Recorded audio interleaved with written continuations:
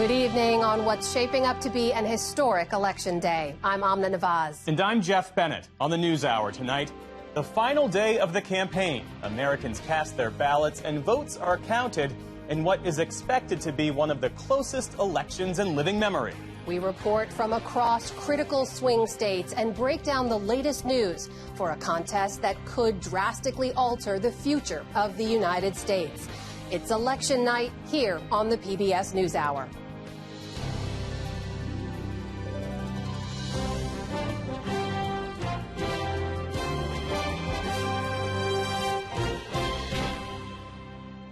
Major funding for the PBS NewsHour has been provided by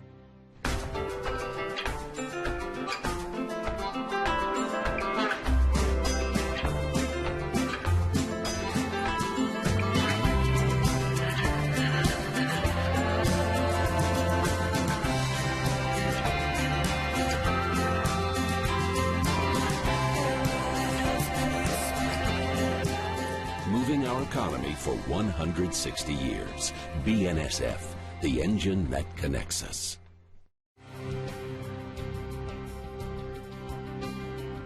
the ongoing support of these individuals and institutions, and friends of the NewsHour, including Kathy and Paul Anderson, and Camilla and George Smith. The John S. and James L. Knight Foundation, fostering informed and engaged communities. More at kf.org.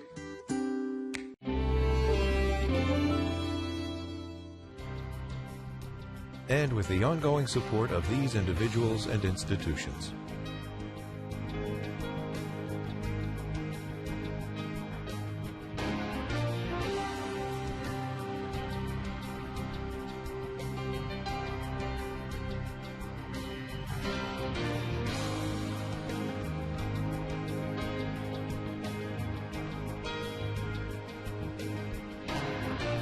This program was made possible by the Corporation for Public Broadcasting and by contributions to your PBS station from viewers like you.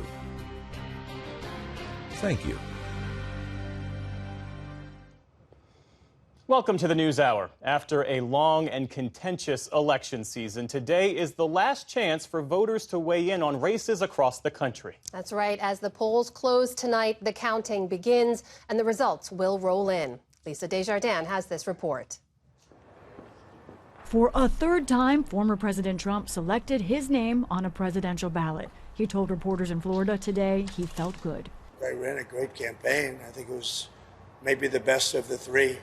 We did great in the first one. We did much better in the second one, but something happened. And this was the best. I would say this was the best campaign. He was asked if he would accept the results and had a caveat. If I lose an election, if it's a fair election, I'd be the first one to acknowledge it. And I think so far, I think it's been fair. I think there's been a lot of court cases. Both sides are lawyered up. Trump's running mate, Senator J.D. Vance, stressed unity today after casting his ballot in Ohio. Fundamentally, what we're trying to do, President Trump and I, is just build the kind of country where our fellow Americans can achieve their dreams, but that's all of our fellow Americans, regardless of who they vote for. Vice President Kamala Harris is doing radio interviews today before heading to her alma mater, Howard University in Washington, D.C., to watch the results trickle in. The first office I ever ran for was freshman class representative at Howard University. And to go back tonight to Howard University, my beloved alma mater, and be able to hopefully, recognize this day for what it is really, it's full circle for me. And her running mate, Minnesota Governor Tim Walz, brought his family to speak with voters in Harrisburg, Pennsylvania at a diner. I want to say thank you to Pennsylvania, but thank you to folks across this country who wrapped their arms around our family, and I hope saw yourselves in us, middle-class folks who are just trying to do the right thing by their community. Walz encouraged voters to be patient. Keep in mind, we have the fairest, the freest, the safest election. We have a free press that monitors the elections. Things are done right. So just stay calm, stay with it, stay to the end. More than 80 million Americans made their choice through early or absentee voting, but tens of millions more will head to the polls today. Outside of Pittsburgh, one family brought along a first-time voter. When Trump was in office, I was a teenager, and I still paid attention because I remember the election back in 2016. He did everything right for our country as far as I saw. Allegheny County is a key Democratic county. Biden won it by 20 points. Many voters there today said they were staying on board with Harris. For my granddaughter's rights, for freedom of everybody, love. Voters lined up to cast their ballots in Arizona's Maricopa County, a very narrow win for Biden in the last election. Kamala Harris, yeah. I strongly believe that she has everybody in mind when it comes to her choices. But Trump carried Arizona in 2016, and Maricopa has historically been a Republican stronghold. Trump was a good president, and he'll be a good president again. Tensions are high on this election day, with officials warning about known efforts from foreign actors trying to cause harm. The FBI confirmed multiple bomb threats to polling stations that seemed to come from Russian email domains, but said they were not credible threats. Georgia's Secretary of State pointed to threats at 5 precincts in the state. They're up to no mischief, it seems, and they don't want us to have a smooth, fair, and accurate election. And anything they can get us to fight among ourselves, they can count that as a victory. So that tells you a little bit about the Russians. They're not our friends. The nation's capital is on high alert, with new security around the White House and downtown businesses boarding up their windows in preparedness for any reaction to results. Last night, Trump delivered the closing message of his campaign at a late-night rally in Michigan. With your vote tomorrow, we can fix every single problem our country faces and lead America, indeed the world, to new heights of glory. Just a few hours earlier, he was in Pennsylvania, joined by former critic, podcast host Megyn Kelly, who says she's forgiven Trump for his past sexism toward her. He got mocked by the left for saying he would be a protector of women. He will be a protector of women, and it's why I'm voting for him. Yesterday in Atlanta, Vance had a more pointed attack message than his call for unity this morning. We are going to take out the trash in Washington, D.C., and the trash's name is Kamala Harris. Harris responded to the insult in one of her radio appearances today. I'm not going to get distracted by that noise. And it is. It's really demeaning for them as much as anything. Like, you let that come out of your mouth? In Philadelphia last night, Harris closed her campaign with a promise to be president for all. I don't believe that people who disagree with me are the enemy. I'll give them a seat at the table. That's what real leaders do. That's what strong leaders do. And I pledge to always put country above party and self, and to be a president for all Americans. As campaigning ends, the waiting for results begins. For the PBS NewsHour, I'm Lisa Desjardins. And joining us now is our team of correspondents covering the election from across the country. We're going to be checking in with them throughout the night. And let's start with our Laura Barone-Lopez, who's been covering the Harris campaign and is across the river in Washington, D.C. at Howard University, which is hosting the Harris campaign's election watch party. Laura, I know you've been talking with campaign sources all day. How are they feeling about Vice President Kamala Harris's chances this evening?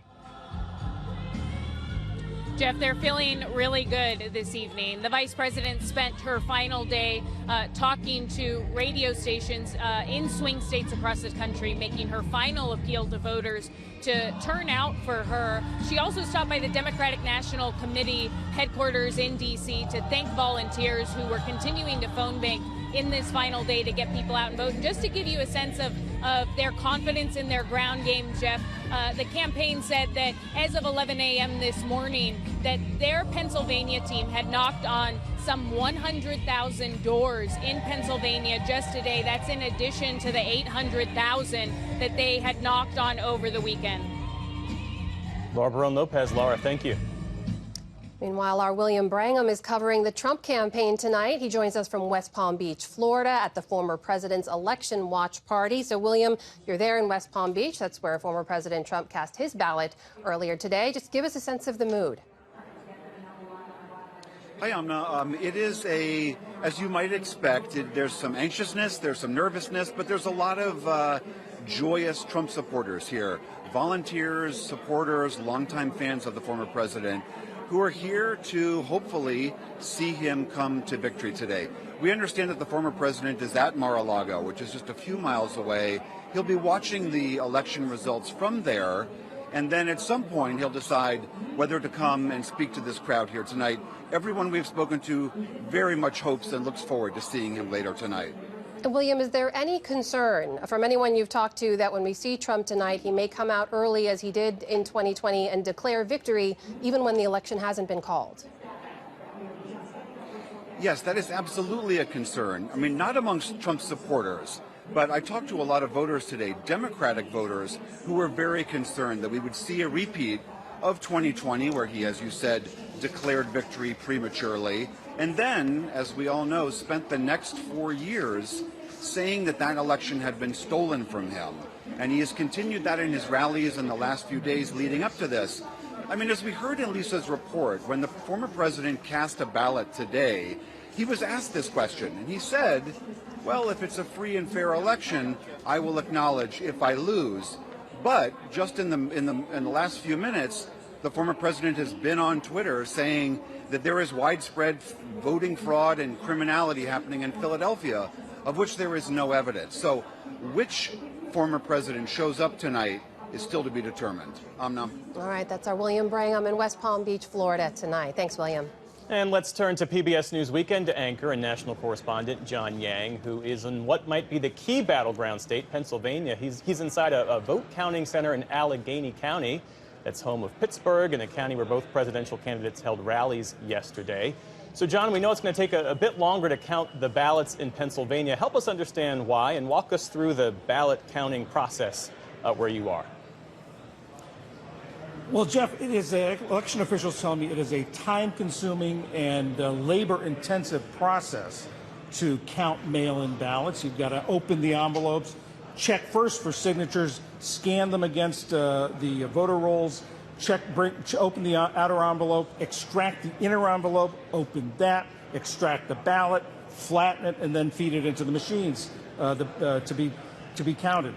They would love to be able to do that before 7 a.m. on Election Day, but in Pennsylvania, that's the law. They can't touch the ballots until 7 a.m. on Election Day. So, for instance, here in Allegheny County, they have about 215,000 mail-in ballots. It took them until 3 o'clock this afternoon, starting at 7 a.m. until 3 o'clock this afternoon, to get all the ballots out of the two envelopes and smooth them and prepare them to be put into the counting machine. Now, in 2020, it was the first time they had handled a lot of mail-in ballots. So they say that was the reason for all the delays. They say they've got some more elections under their belt. They've got some new equipment it's faster. And one former election official here in Pennsylvania, who now works for a good government organization, told me that he thought there was a chance that all mail-in ballots in Pennsylvania could be counted by midnight tonight. Okay, John Yang, thank you. All right, let's head now to Georgia, which is one of the states where polls will close at 7 p.m. But of course, we might not know which candidate wins that state for a while. Miles O'Brien is at a vote counting center in Gwinnett County. That's a key Atlanta suburb.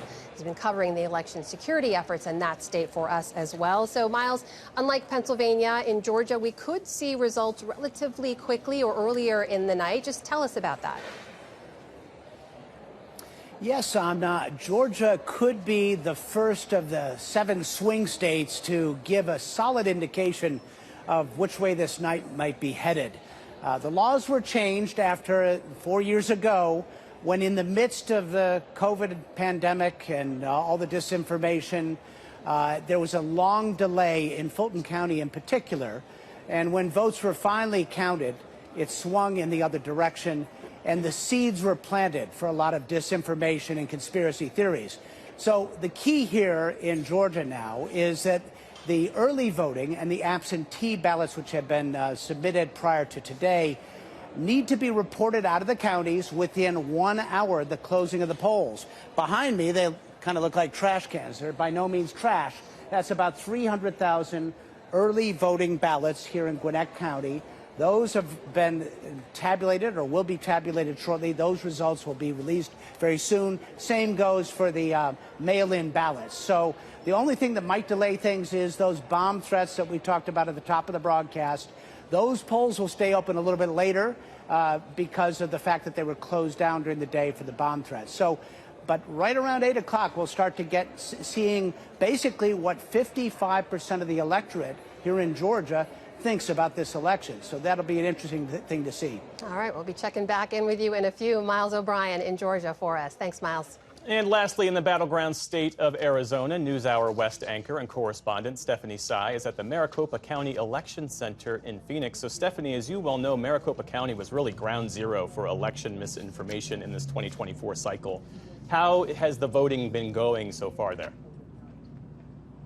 Well, that's certainly top of mind for election officials here. I will say there are no widespread problems reported in Maricopa County. And in fact, the wait times have been relatively short, 4 minutes. I was myself at a very busy polling station in Scottsdale where the wait time was about 45 minutes. And there was an interesting detail there. The group Turning Points USA, which is a far right nonprofit organization, had hired one of those Scottsdale party buses, and they were transporting voters there to polling places with shorter lines. I also want to mention some breaking news out of Apache County that is on Navajo Nation. NewsHour has confirmed with the Secretary of State's office that there were technical problems at voting locations there this morning. We are told that most of the sites are now operational, but local news is reporting that there were several hours wait times and that some of the folks actually left the polls. And I'm pointing that out because Apache County is a Democratic stronghold with about 30,000 votes that went for President Biden in 2020. That's a story we're going to continue to watch tonight. Absolutely. Stephanie Sy. Meanwhile, back here in the studio, we are now joined by a leader in modern politics who hardly needs an introduction.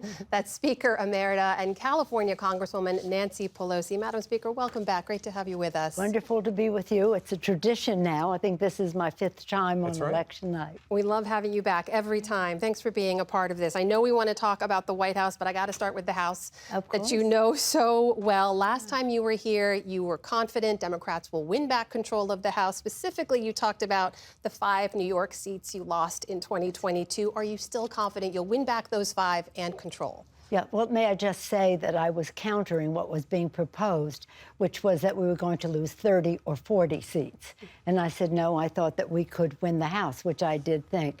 We did lose those seats in New York. I think we'll win them back, probably all of them, maybe more. In this election, and Hakeem Jeffries will be the Speaker of the House. I've been traveling, I haven't been to Georgia lately, but I have been to all of the other target states because we have races in those states for the House as well as for President of the United States. And I do believe that we will win the House, that Hakeem will be Speaker. It is necessary from the standpoint of our policies, but also in terms of our democracy, that on January 6th, just as I had the gavel last time, it's important for him to have the gavel to make sure that the election is accepted by the Congress of the United States. Mm-hmm. And that shouldn't even be a question. When we spoke during the Democratic National Convention, you said you expected 5 seats, but that you wanted 10. Are you still definitely. that bullish? I want more than that. I want at least 10. 5 takes us to even. Well, it's 4 now.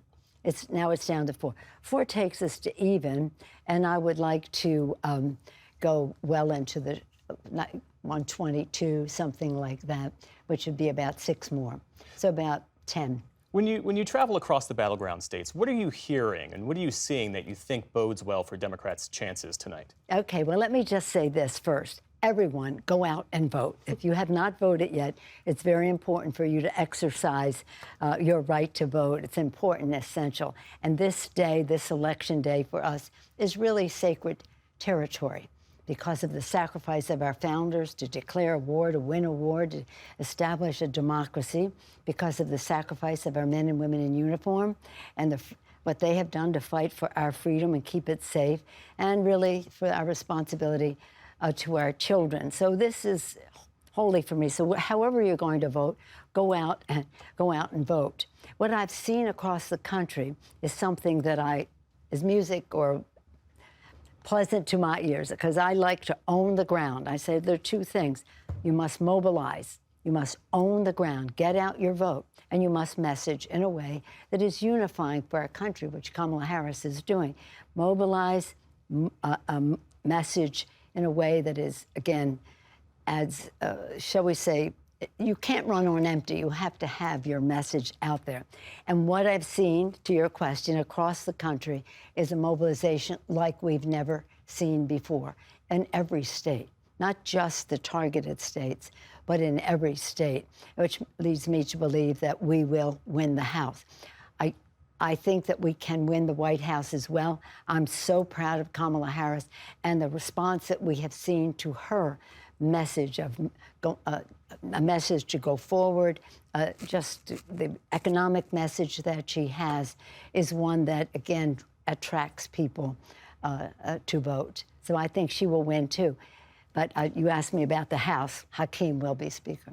You did also mention January 6th, and we have talked a lot about the possibility of political violence, about what to expect. Experts we talk to say it's really the time between Election Day and when the votes are certified or when the race is called, if that takes a few days, that they are most worried about.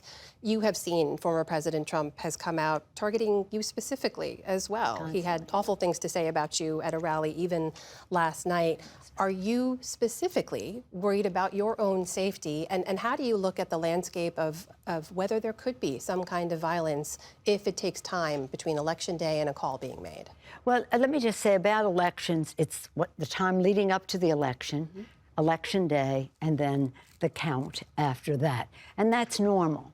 Now, I just remind that 4 years ago when the former president was making all these challenges, the Democrats won over 60% of the court cases, just about all of them.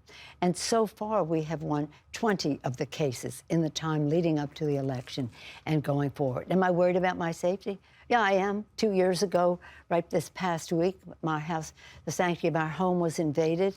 The safety of my husband was violated. He's still suffering from some of that. And by a person going in there, echoing the voice of January 6th, where is Nancy? Where is Nancy? Right. To punish me for what I have said about Donald Trump. So, yeah, I think he knows that that's provocative when he says what he says. The sad part of it is that when he says he's there to protect women, whether they like it or not, I consider that violence against women. That's not what you say to women, and that's not what you say about what he said about Kamala Harris, what he said about me, what he said about, the former First Lady, Michelle Obama. So it is provocative, and that's, I don't know why people just think that's funny. When my husband was attacked, he made a joke of it. He made a joke of it. His family made a joke of it. The governor of Virginia, current governor of Virginia, made a joke of it. Musk, whatever it is, he made a joke of it, and it's not funny.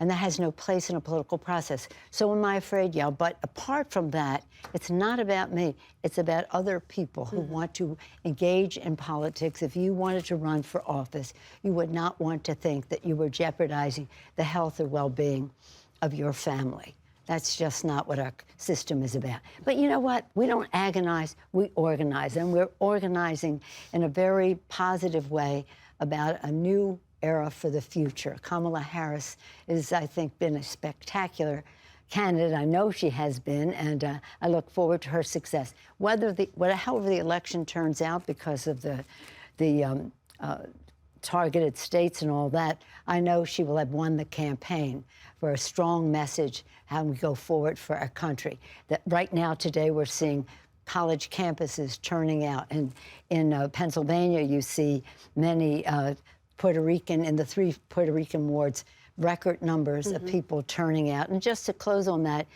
one of your reporters talked about Pennsylvania and saying that he said there was corruption in the election in Philadelphia. The Republican commissioner of the elections in Pennsylvania said that is not true. There is no evidence of that. I didn't hear him say that. Yeah.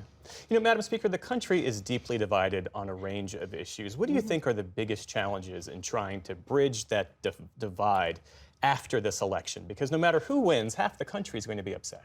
Well, I think that that's really a very good question, because we have to be unifying. That's the way it is. And I don't think we're as divided as we are mischaracterized in terms of all of this. So I do think that Kamala Harris, as she said, I'll invite my opponents to the table, as Lincoln did, to his cabinet. And I'm sure she will do that as well.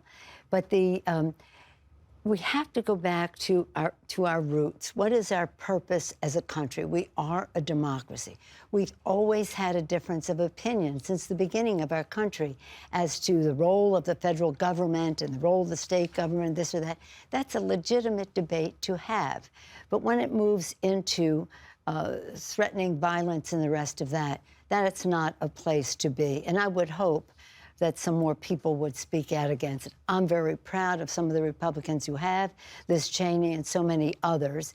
But again, let's listen to each other, let's come together, and we have a responsibility to reach across the aisle, to have transparency about what our differences are, and to have accountability for what we're there to do. And it's not so much about people saying, oh, they can't get, no, it's something that obstruction that they have put forth because they don't believe in governance. They don't believe in science.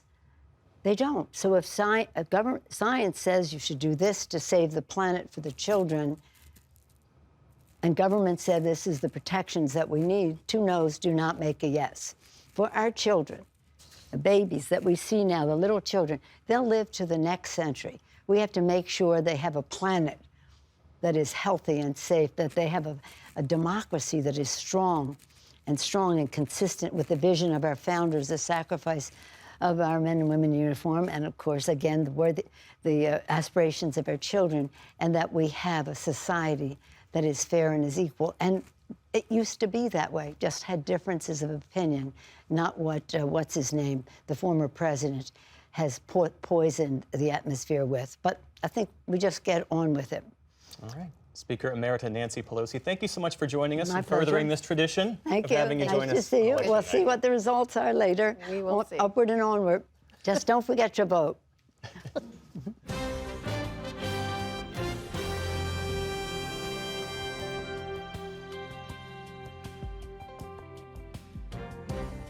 All night, we'll be digging into data from some of the battlegrounds and key races of this election. For a deep dive into all of that, we're joined now by our Lisa Desjardins over at the PBS News Super Screen. All right, Lisa, so let's start with the big state everyone is watching tonight, Pennsylvania. What counties are you tracking? I'm sad we have to pick just a couple to highlight, but it is Election Day, so it's all about choices. And let's start here in Philadelphia, the most important county for Democrats. Let me show you what happened here between 2016 and 2020. Hillary Clinton, 83%, but that actually went down for Joe Biden, 81%. That's great in any county, but when it's your biggest county, this is a place where Kamala Harris needs to do more like Hillary Clinton than like Joe Biden. Let's look at somewhere that the Trump campaign is paying attention to. This is Berks County. What's there? Reading. This is where Donald Trump had his last rally in Pennsylvania last night, a place known and loved by the Desjardins family. And I want to show you what's going on here, why the margins in Berks County matter. Donald Trump actually had about the same margin between 2016 and 2020. But look at this. Joe Biden gained percentage in this county. Also paying close attention to Berks County because its population, 25% Hispanic, including many Puerto Ricans. We want to see if there's any effect from those remarks from the Trump rally earlier, a couple weeks ago. Lisa, we know we could have a long night ahead. So what are some of the places you're tracking that could give us some of the earliest look at what's to follow? Georgia is one of the states we expect to hear from first, especially some of these counties around Atlanta. Let's talk about Gwinnett County. This is a place that used to be red, now has voted more blue. Also, Cherokee County. This is somewhere we're going to talk a lot about, not just who wins these counties, again, but the margins. This is somewhere where we saw the Biden campaign lost, but still did better than Hillary Clinton. The kind of place that we think that the Harris campaign needs to do, as well as Biden. Trump hopes to do better than he did last time. Let's look at North Carolina. There's a couple of population centers that we'll watch early in the night. Raleigh, Charlotte, those counties, Wake County and Mecklenburg County, the turnout in those counties are going to be important for Democrats. Heavy turnout there would be good news for Democrats across the state. So we talked earlier about Pennsylvania. What about the rest of the blue wall, Lisa? Yeah, the blue wall is critical for Democrats, and it's something that, of course, Republicans want to cut into tonight as they were able to in 2016. Let's look at Michigan, someplace that I'll be watching very closely. Here's Detroit. Right next to Detroit, we have Washtenaw County. That's Ann Arbor. This is a place that was sort of a hotbed of protests against the Biden administration policy in Gaza and the Middle East. And we have to see if there is a kind of backlash against Kamala Harris there, maybe third-party voting there. So we'll watch that carefully. Let's talk about Wisconsin.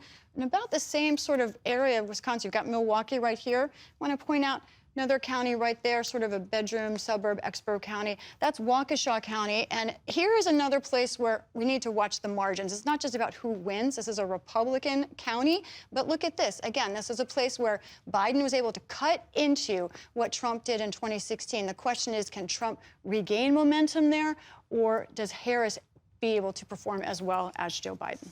And Lisa, we know you're tracking the races that'll decide control of the House and the Senate as well tonight. Tell us about that. You know, I love some congressional numbers. All right, let's talk about the Senate. We start right here with these races that are not even up this year. The Senate, about a third of it, is up for re-election every 2 years. So look at this. Republicans have 38 seats in the bank. Here's where that halfway point is. So they start out with an advantage. But here's where we'll be watching early as to our question. Races like in Ohio with Sherrod Brown, Pennsylvania, Wisconsin, and then a really key one will be Montana, where John Tester is fighting for his life. Those polls close there at 10 o'clock Eastern time. Let's look about the House. So many races to talk about, but we're going to keep track of it all night, in part by looking at these 8 races that will show us sort of who's up and who's down. Democrats, again, need to pick up about 4 seats, and we'll be watching these that close around 7 and these ones that close around 9 o'clock Eastern, just to help us keep track of where we are. All right, Lisa Desjardins over at the PBS News Super Screen, where she'll be for the rest of the night. Lisa, thank you. And here on the other side of our studio, we'll be watching the results all night with our panel, which includes Amy Walter of the Cook Political Report with Amy Walter, Republican strategist Kevin Madden, and Democratic strategist Faiz Shakir. Also with us all night is David Brooks, columnist at the New York Times, Jonathan Capehart, associate editor of the Washington Post, and of course our very own Judy Woodruff, who is back from her travels across the country for her series America at a Crossroads. Welcome to you all. Oh. All right, Great Amy, to be here. You're going to kick us off tonight. We're going to be talking a lot about the specifics and the data, but just start us off big picture here. What are you going to be watching tonight, and what kind of big questions are you looking to answer? Yeah, I don't think I've ever experienced an election night like this, where we come in with the polls this close, with so few people feeling like they have any sense of how this thing is going to break. And I also come into this knowing that when you look at the way Americans feel about our political system right now, the sense that they believe that this is an existential election for them, that my concern going forward is what happens to the numbers of people who will be very upset with what the result will be, because it's more than just an issue or a policy that they're voting on. But broadly, big picture-wise, what I'm looking at is to see if the coalitions that we've become comfortable with really for the past 15 years or so, with Democrats doing much better in high turnout elections because they run strong with younger voters, with voters of color who don't traditionally turn out in, say, a midterm year, or they're not, they are not as typical voter. They don't vote as regularly, is the word I'm looking for, as white voters. But now what we're looking at is a situation where it may be that Democrats are going to be able to find success, not because they did better with younger voters or with voters of color, but because of their success with white voters, especially white voters with a college degree, and especially with women. And I think we're going to be looking very closely at those breakouts when we go to the key battleground states. And on that point, Kevin, we do expect this race to be settled in the battlegrounds, chief among them Pennsylvania. What are you watching for tonight in Philadelphia and the surrounding I mean, also, we should think back to even when we were here in January during the primaries, we always said this is going to come down to about 7 states, and in those 7 states, it was going to be these metropolitan areas in places like Philadelphia. So that's where I'm really watching for today. In order for any one of these candidates to win, they're really going to have to do well in these collar counties of Philadelphia and the eastern side of Pennsylvania. And so for Trump, the charge has always been, is he going to be able to go out and win more voters beyond the Republican base? Is he going to be able to maybe flip some, suburban Republican women who may have voted for Nikki Haley in the primaries? And would they come home for him in a general election? That's going to be the big test. So as we watch some of these numbers come out of Philadelphia, around the exurbs, up towards the Lehigh Valley, those are going to be some of the counties that I'm looking for to see where the splits are and where the margins are to see whether or not Trump was able to outperform where he was in 2020.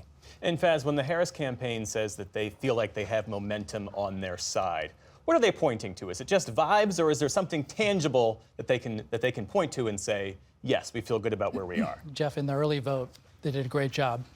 On the tactical side of this Harris campaign, you've seen extreme proficiency. From the moment she got into this race, money raised, volunteers recruited, convention executed flawlessly, debate executed flawlessly. She's in a great position. When you looked at the early vote numbers, the gender gap was there, and you say, running into Election Day, you're ahead. And obviously they need to maintain it, so hopefully they're counting on a lot of young people coming out today, knock on wood, in places like Detroit and Philadelphia and Dane County and Madison. Hopefully there's a huge youth turnout. I also think, though, that they've run this very cautious and determined campaign. From the beginning, they made certain assumptions, Jeff, about what the electorate was. And part of that judgment was people were ready to turn the page on Trump. They had seen enough. And they saw the Republican primaries where 15 to 20% consistently showed that they were not with Trump in the Republican ranks. And Harris' campaign focused on them like a laser. That's why you had the Liz Cheney events, the Adam Kinzinger stuff, the Mark Cuban approach. So I think you can do well with college-educated people, and I hope we can continue to keep the margins with non-college people. That's one thing that I'll be watching closely tonight. So, David Brooks, we're going to be spending a lot of time together tonight. Don't worry. Happy to be here. I have snacks, not to worry. But you always do such a great job of giving us this historical context here. We're going to find out, obviously, who wins and loses these races. But what else do you think we learn about the country or where we are tonight? Yeah, I want to know tonight, what political era are we in? So between Ronald Reagan and I guess you would say Barack Obama, there was differences, obviously, between the parties, but there was some consensus. Consensus about NATO, consensus about free trade, consensus that the future of the American economy was in information-age jobs, and we should be training people to get through college so they could take advantage of the jobs of the future. That was sort of the Republican and Democratic consensus. Along comes Donald Trump and says, forget that. No free trade, no NATO, no transition to a post-industrial economy. I'm going straight for the industry, or at least lip service, if not policy. And so if Trump wins again, then the what we might call pejoratively the neoliberal era from Reagan through Obama, that's over. Yeah. That's in the rearview mirror, and we've entered a new populist age with Trump large and in charge. Jonathan, Amy mentioned a few key groups that we're going to be keeping an eye on. Is there any one group, any one trend you're going to be watching more closely than others over the course of the evening? Funny you should ask. Yes. Yes, I am looking specifically at white women. A lot of the narrative leading up to this election was Vice President Harris was losing black men. And the feeling was, well, if she loses the election, it will be because of black men. And as a black man, that's kind of hard to take, especially when African-American men are such a tiny percentage of the voting population, whereas white women are the largest voting bloc. Now, black women are the largest and most consistent voting bloc for the Democratic Party, 95, 98%. But white women in the 2016 election were 41% of the electorate. The exit polls then said that 52, 53% voted for Trump, but a Pew Research analysis in 2018 came back and really looked and said it was 47%. But he won the plurality of the white women vote. If Vice President Harris is to get over the line, she needs to have white women do what black women have been doing since Trump was elected, and that is saving democracy. I did an event with Nicole Hannah-Jones and Heather Cox Richardson two weeks ago and asked her this question. And ultimately, she said to the white women in the audience, call your people. because we've done enough, and now if we are all going to save the democracy, you have to do your part. And she also has an essay in the New York Times, but that is what I'm watching for, and that's why I'm watching for it, because if anything, the Dobbs decision has been a motivating factor for women across the board and the people and men who love them. But we have seen, at least I have seen, white women galvanized in a way I've not seen, and I'm hoping that it will mean a good night for the democracy.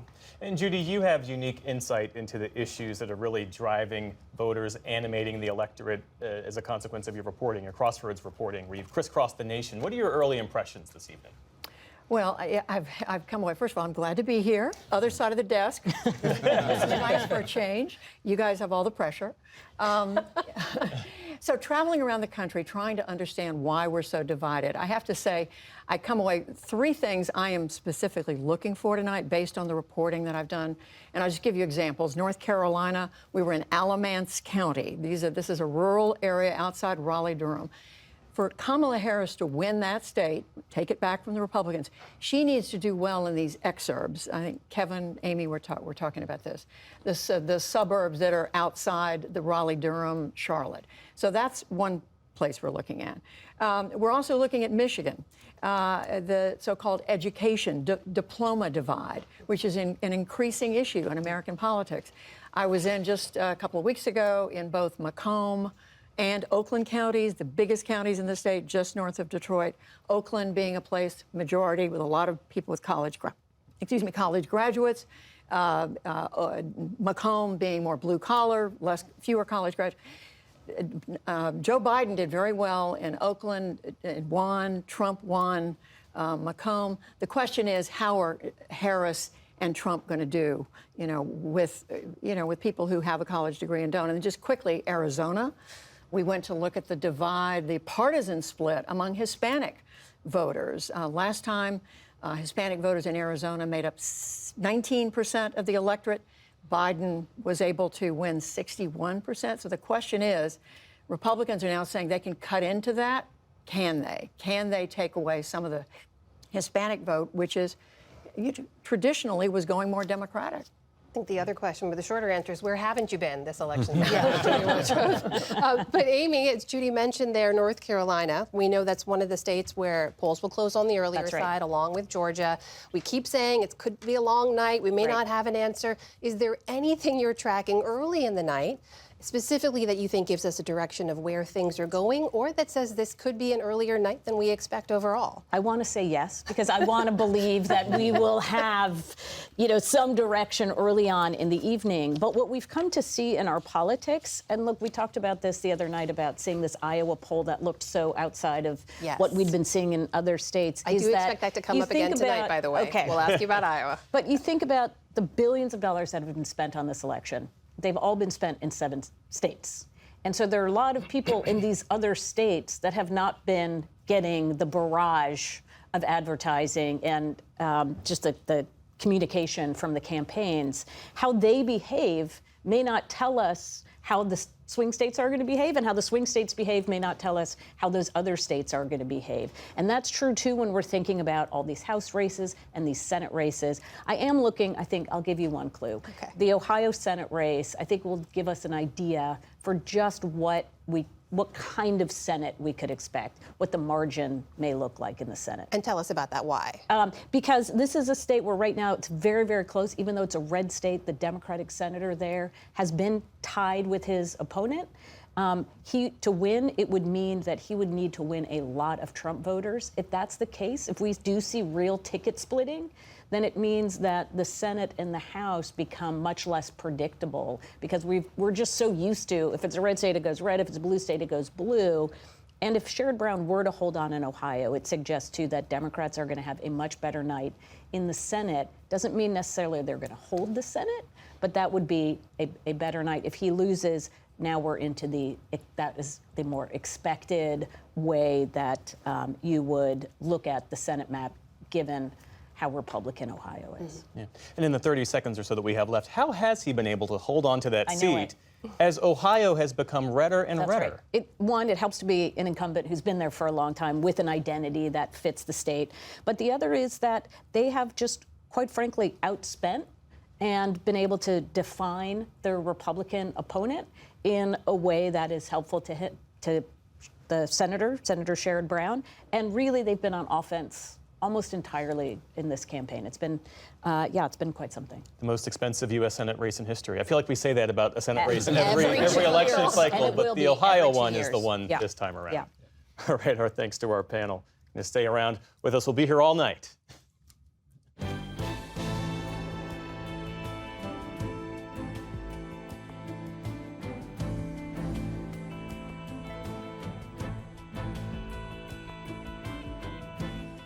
There is other news on this election day. In a surprise cabinet shakeup, Israel's Prime Minister Benjamin Netanyahu fired his popular defense minister, Yoav Gallant. The two appeared unified last year following the October 7th attacks by Hamas militants. But there's been a growing rift between the two men, with Gallant pushing for a more pragmatic and diplomatic approach to ending the fighting in Gaza, as the Prime Minister sticks with relentless military pressure. Over the past few months, trust has cracked between me and the Minister of Defense. Significant gaps were discovered between me and Gallant in the management of the military campaign. This crisis of trust does not allow for the proper continuation of the campaign. Netanyahu appointed his foreign minister, Israel Katz, to take Gallant's place. This all comes as Palestinian health officials say a new wave of Israeli strikes killed at least 30 people in Gaza, mostly in the north, where aid has been cut off for weeks. Israel's military says it targeted a weapons storage facility in the strikes. Officials in Kyiv say Ukrainian troops have engaged with North Korean soldiers for the first time since they were deployed to fight for Russia. One official says the Ukrainian military fired artillery at North Korean soldiers in Russia's Kursk border region. Kyiv's defense minister said the clashes were small in scale and that more should be expected in the coming weeks. Meantime, Ukraine's president warned of global consequences. The first battles with North Korean soldiers opened a new chapter of instability in the world. Together with the world, we must do everything to ensure that this Russian step toward expanding the war, toward real escalation, becomes a losing one for Putin and for North Korea. The reported clashes could not be independently verified. The Pentagon estimates that some 10,000 North Korean soldiers are now deployed to Russia's border regions. Tens of thousands of Boeing workers are returning to the job as soon as tomorrow after their union voted to accept a new contract ending a 53-day strike. Union members voted 59% in favor of the deal. It includes a 38% pay raise over the next 4 years. That's slightly short of the 40% raise that workers wanted. And Boeing refused to restore a company pension plan that was frozen nearly a decade ago.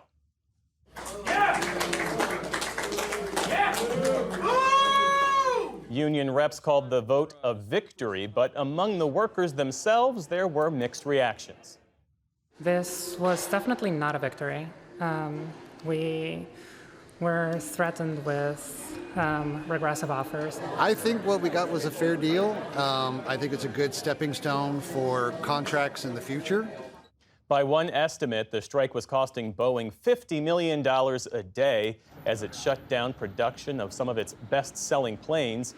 President Joe Biden congratulated the two sides on reaching a deal, saying it ensures that Boeing remains a critical part of America's aerospace sector. In Spain, authorities have approved more than $11 billion in relief aid to help those affected by last week's devastating floods. The package includes direct payments of up to $65,000 to affected homeowners, plus financial aid for businesses and municipal governments. Speaking in Madrid today, Spain's prime minister compared the government funds to the measures taken during the COVID pandemic, saying the benefits should be felt immediately. Es un buen primer paso. It is a good first step, an agile and ambitious step with concrete and realistic measures that are already in force and that will help people and businesses in the coming days and weeks. Cleanup efforts are ongoing for the wreckage left behind from last week's flooding. At least 218 people are known to have died. Authorities in the eastern region of Valencia say 89 people remain missing. On Wall Street today, stocks ended higher as investors await the results of today's election. The Dow Jones Industrial Average jumped more than 400 points, or about 1%. The Nasdaq added nearly 260 points on the day. The S&P 500 also ended firmly in positive territory. And Japan's Mount Fuji is missing its signature snowy look. For centuries, the nation's tallest peak has been a sacred subject of Japanese art and culture. And this time of year is normally when snowfall brightens up the summit. But for the first November since records began 130 years ago, the peak is bare. The site has raised concerns about climate change, with Japan's meteorological agency saying that unusually high temperatures are to blame. The average temperature on the summit last month was almost 35 degrees Fahrenheit, the highest since the 1930s.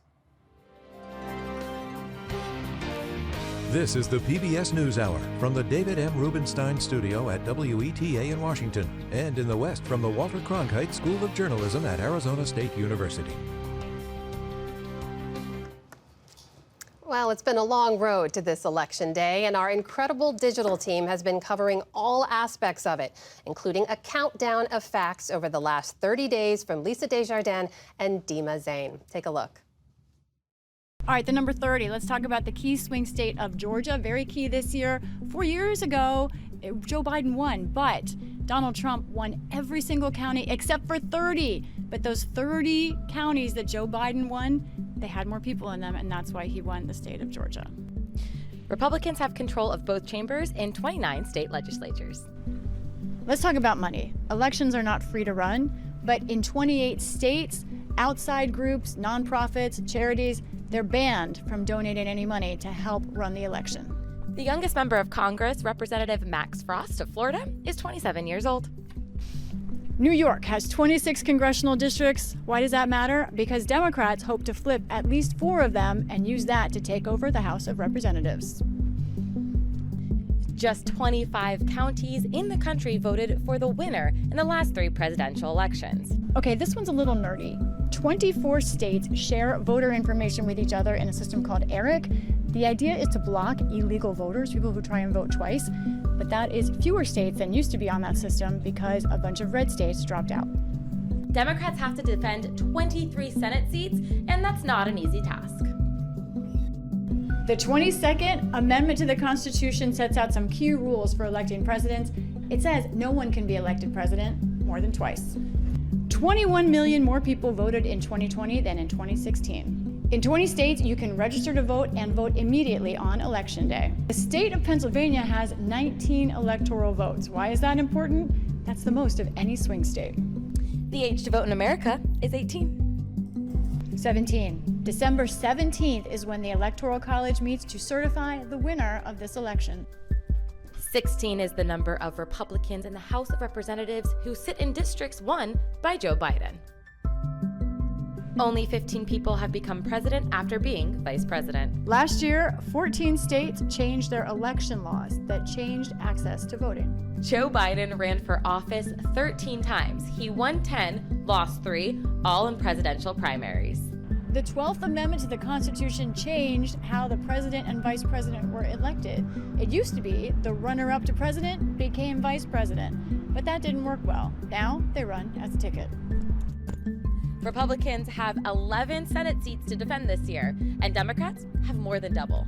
10 states have ballot measures on abortion this year.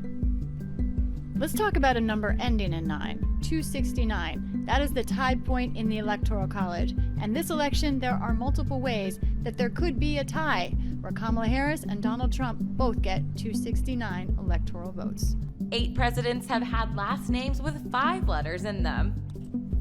Does that sound random? Well, think about our most 3 recent: Obama, Trump, Biden. Harris, 6 letters. So what's it going to be, America? 5 or 6 letters?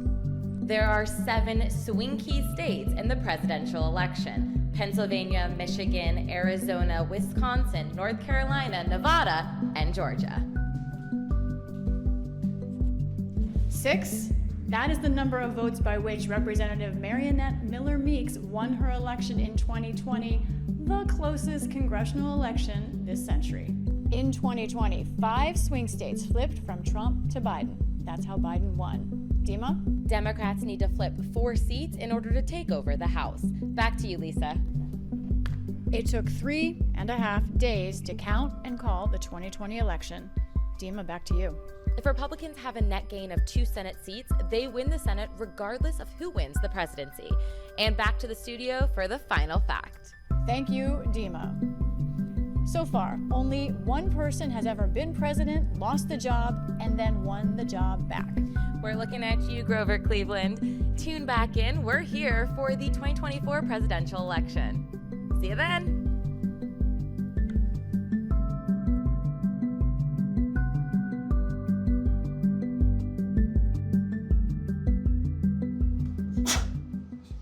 Brilliant work by our Dima Zain and Lisa Desjardins. Well, we have much more online this election night. On our website, you can use our interactive electoral college calculator and track live results. We'll also have a live American Sign Language supported feed of our on-air coverage. That is over on our YouTube page. So we're going to take a short break so PBS stations can report on some of their state and local races now. We'll be right back at 7 p.m. Eastern when polls close in a handful of states, including the battleground state of Georgia. So stay with us. Major funding for the PBS NewsHour has been provided by Consumer Cellular. This is Sam. How may I help you? This is a pocket dial. Well, somebody's pocket. Thought I'd let you know that with Consumer Cellular, you get nationwide coverage with no contract. That's kind of our thing. Have a nice day. It really matters when you have an opportunity to give back.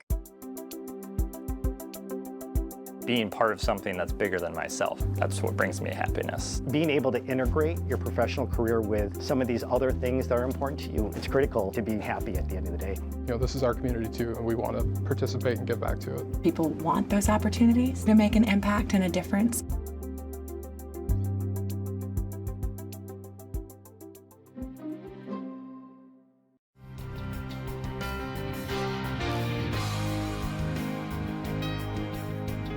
Carnegie Corporation of New York, working to reduce political polarization through philanthropic support for education, democracy, and peace. More information at carnegie.org. And with the ongoing support of these institutions.